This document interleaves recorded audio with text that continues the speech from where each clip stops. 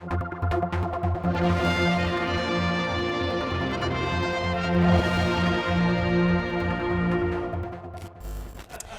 and welcome. We are here at the RICH OMG Racing tent with the great James Hillier. He's already had a few sessions out on the bikes here this week already, so we're going to catch up with him, see how he's getting on. And James, how is it to be back here? Good. Can't really get my words out about it, but it's mixed emotions, I think, with excitement and anticipation and nerves a little bit, I suppose. But it's just, as soon as I think about it, I start smiling. So it's got to be a good thing to be back. And how has it been feeling being out there on the roads, on the bikes? Yes, second practice last night was a lot better. I think everyone was in a little state of shock on first practice. Just the course has changed a little in some places, but it's the speed here. Even coming from northwest, it's a lot more open there. Here is confined, and you really feel the speed a lot more. So you've got to, it's certainly a shock to the system, but again, as I said, last night's second practice was a little bit more natural, and then as the week goes on, it'll just get somewhat easier and easier to adapt to, and hopefully be in a good place come the races. And how do you actually prepare for a race like this? Because there's nothing like track time, obviously, on a course like this. But how do you prepare yourself, having been off for 3 years, got some experience, but still to keep that mindset going and in preparation for it? I don't know. Truly, if you can, you can do an amount of fitness and onboard laps at home on YouTube, but nothing can really prepare you, I don't think, for actual physical laps riding these things round here, because it's so unique, and the speeds are so high on such a confined course. Nothing comes close. So you just got to man up really and get on with it in practice and do as many laps as you can, and try and test as many things and just try and get that edge, I suppose.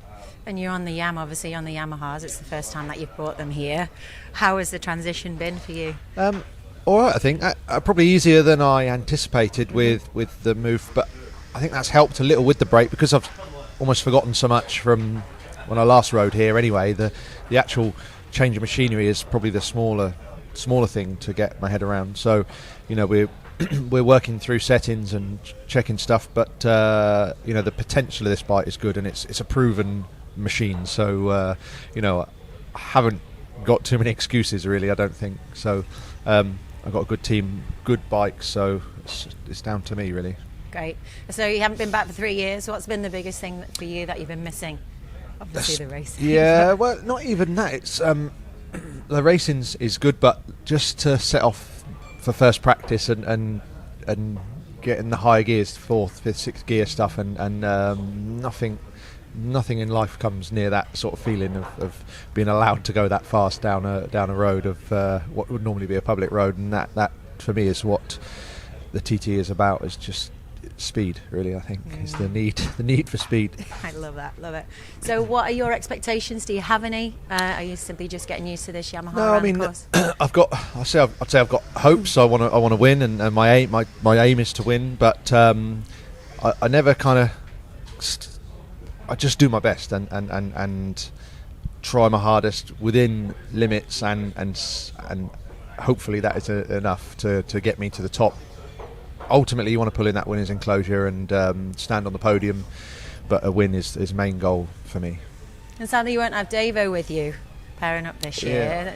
Yeah. It's heartbreaking, isn't it? Yeah. It's great to hear him on the comms, though. He's still about, and Causing trouble. Yeah, and I, it would be good. It would have been a benefit for me really with Davo riding, because then we've got twice the amount of bikes out there to get data from and understand stuff, and almost to try and break stuff in practice so it doesn't break or highlight any areas of concern or issues that could put you out of race, so we're on the back foot a little bit with that, but Davo's actually keeping an eye out on and sort of feeding back a little bit, keeping his ear to the ground on what's going on, and listening a little bit with data and debriefs.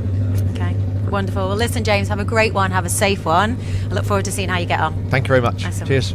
Plenty of content coming up over the next couple of weeks. Keep an eye online.